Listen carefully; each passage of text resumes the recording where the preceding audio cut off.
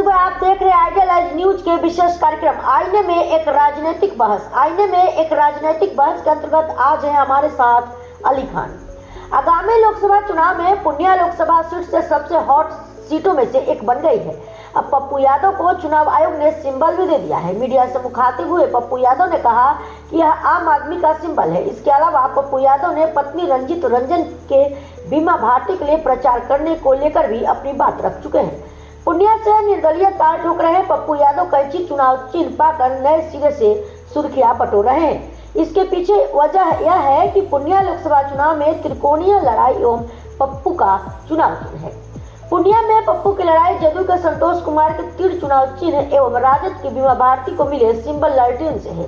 पप्पू यादव अपने सेवा के बल पर जनता के दिल में अपने अच्छे छवि का छाप भी छोड़ चुके हैं। सूत्रों की माने तो कहीं न कहीं उनके पिछले छवि की वजह या उनके डर की वजह से लोग आज भी घबराहट महसूस करते हैं। बहरहाल मामला जो भी हो, इतना तो जरूर है कि कोरोना काल से अब तक सेवा के बल उनकी जो छवि बनी है अविस्मरणीय है। आइए देखते हैं आईने में एक राजनीतिक बहस के अंतर्गत समाज सेवी अली खान ने शशिकांत से वार्तालाप करते हुए पप्पू यादव के पक्ष में क्या कुछ कहा।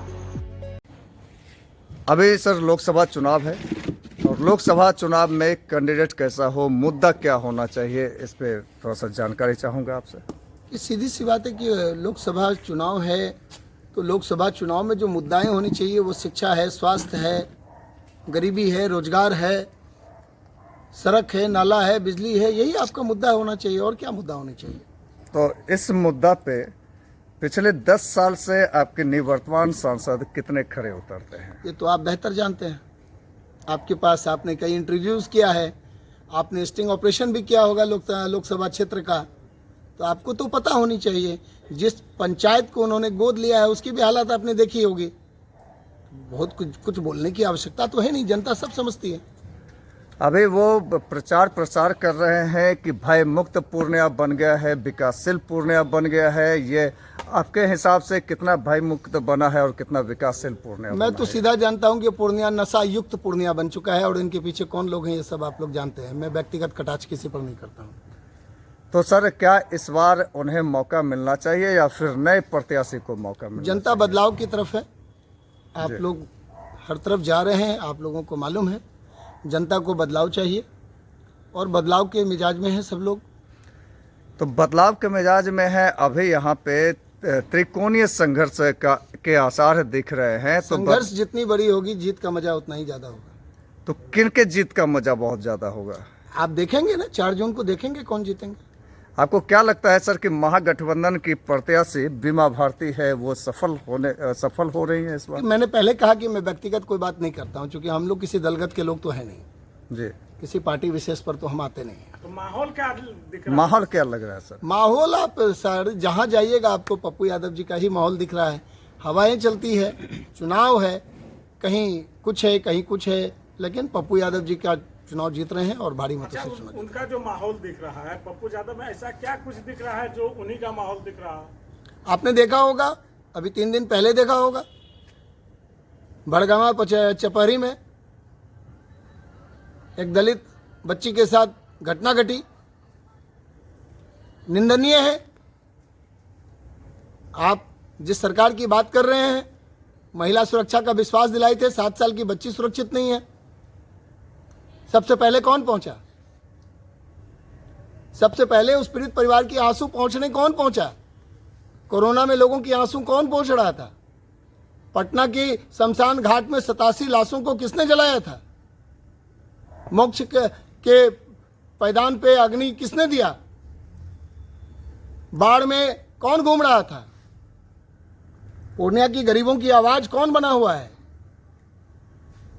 तो बहुत सारी चीजें आप सब लोग सब जानते हैं, जनता सब समझती है।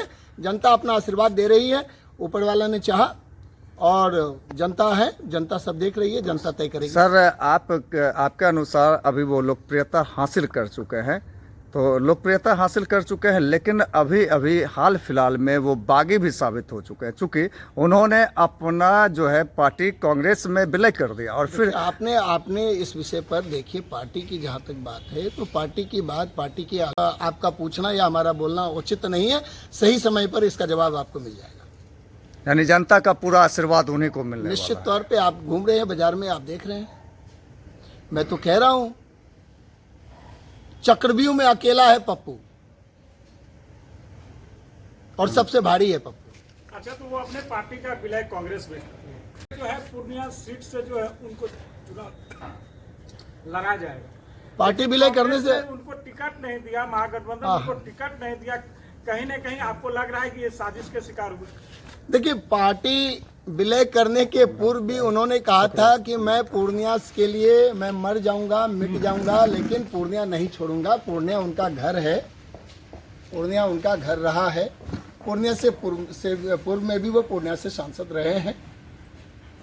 जब वो सांसद थे पूर्णिया के, तब आपको पता था पूर्णिया में बिजली की हालत क्या थी।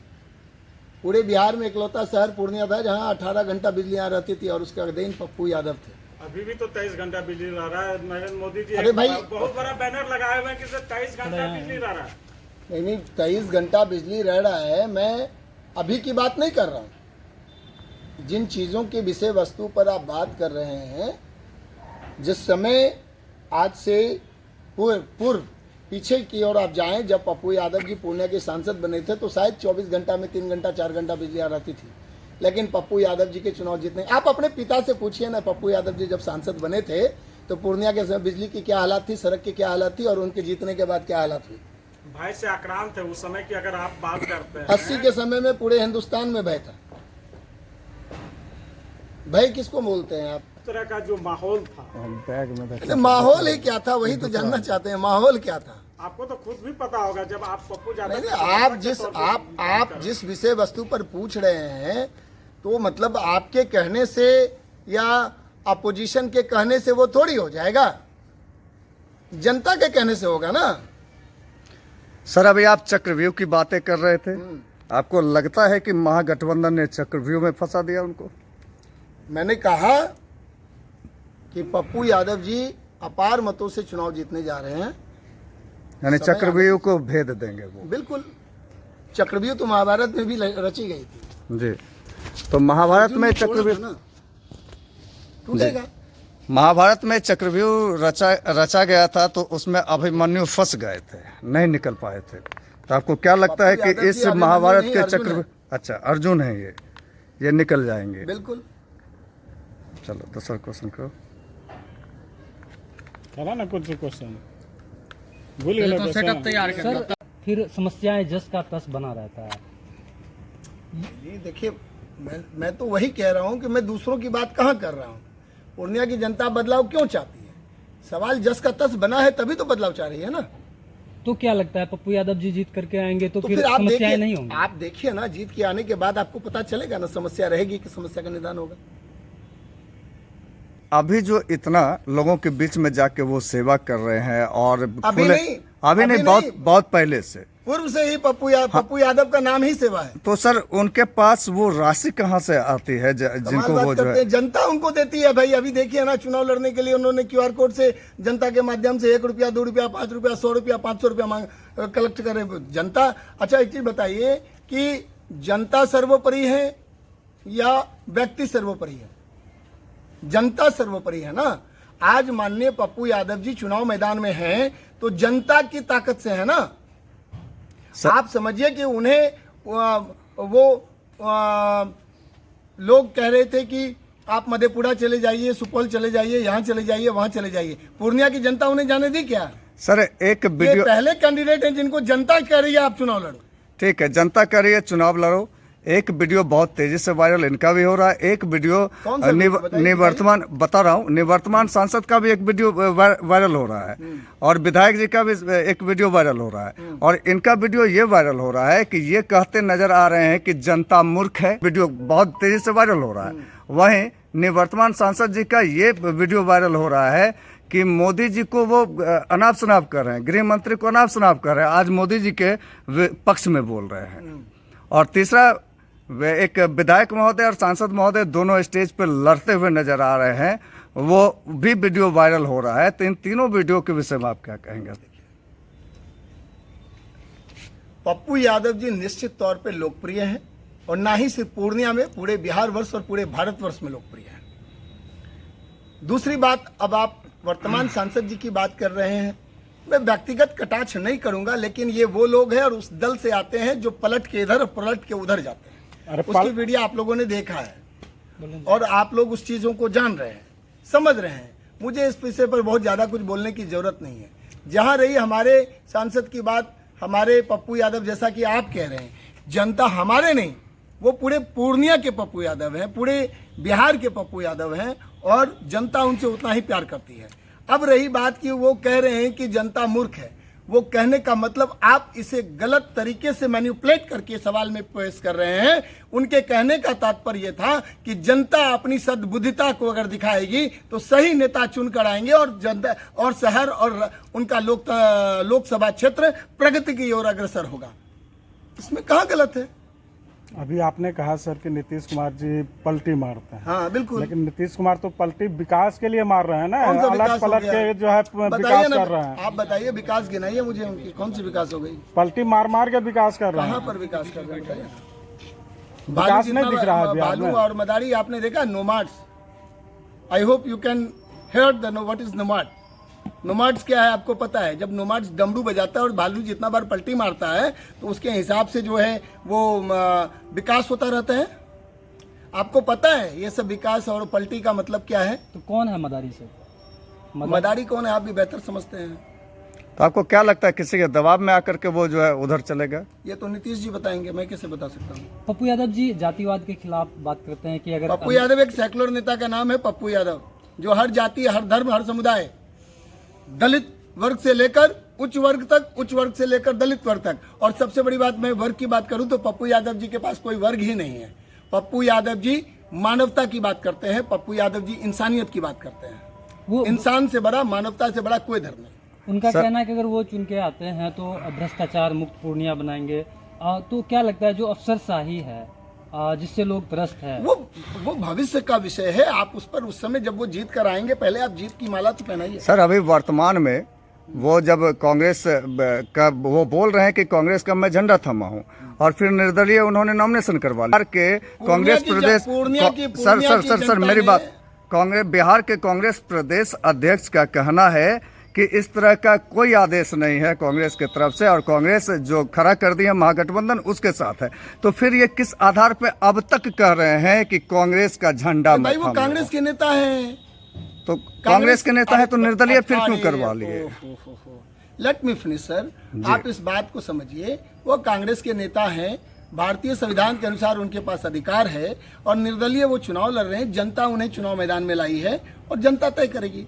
तो शीर्ष नेतृत्व के अरे भाई एक चीज बताइए, मैं कांग्रेस का कार्य करता हूँ, मैं कांग्रेस का कार्य करता हूँ, मैं पप्पू यादव जी के साथ हूँ। अगर उनका व्यवहार जनता के साथ ऐसा होता या पत्रकारों के साथ ऐसा होता तो आज जनता उनके लिए पप्पू मैं नहीं होती। अब कहीं से आप लोग क्या मैनिपुलेट करते हैं, वो मैंने तो ऐसा वीडियो आज तक ना देखा है, ना ही मेरे संज्ञान में है। तो यानी वो पहले ऐसे थे अब बदल गए हैं, ये कहना चाह ये रहे हैं आप आप? कह सकते हैं, वो जैसे थे शुरू से वैसे ही।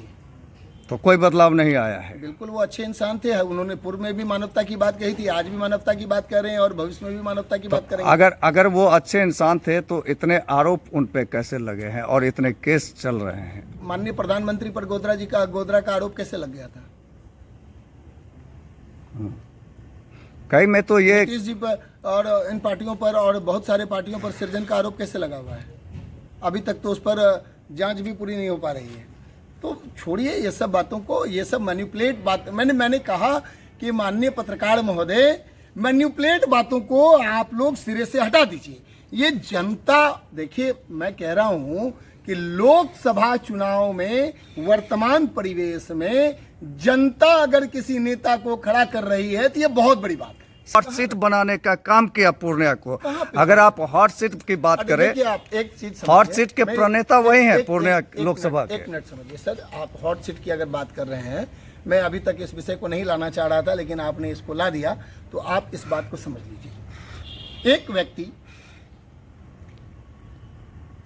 अपने दम पर, अपनी मेहनत पर, जनता जनार्दन की आशीर्वाद से इतना पॉपुलर हो चुका है कि लोगों को भय होने लगा है और लोग अपनी सियासी कुर्सी को बचाने के लिए किसी को क्रैश करने का काम करना चाह रहे हैं। तो इसमें अगर हॉट सीट बनता है तो इसमें गलत क्या है? इसमें गलत क्या है ये बताइए। अगर जैसे आप बात करेंगे, वार्ड नंबर 26 से मैं चुनाव लड़ा और वार्ड नंबर 26 46 वार्ड में हॉट सीट रहा, तो भाई मैंने ऐसा किया क्या था जो हॉट सीट था? मैंने सेवा कार्य किया था। पप्पू यादव जी सेवा कार्य किया है, वो जगह जगह सेवा कार्य किए, पटना किए, आरा किए, छपरा किए, भोजपुर किए, सहरसा किए, मधेपुरा किए, सुपौल किए, पूर्णिया किए, सभी जगह वो दिल्ली में उनका शिविर लगा रहता है। कहीं का क्षेत्र का, पूरे हिंदुस्तान से कोई लोग आए, एम्स में नंबर चाहिए, उनको मिलता है, वहाँ रहने की व्यवस्था देते हैं, खाने की व्यवस्था देते हैं। और वर्तमान के लोगों ने उस झोपड़े को उखाड़ कर फेंक दिया, उन गरीबों के झोपड़ों को। तो इसमें अगर कोई बोलता है हॉट सीट है, तो ये तो जो लोग बोल रहे हैं हॉट सीट है, ये उनसे पूछिए ना।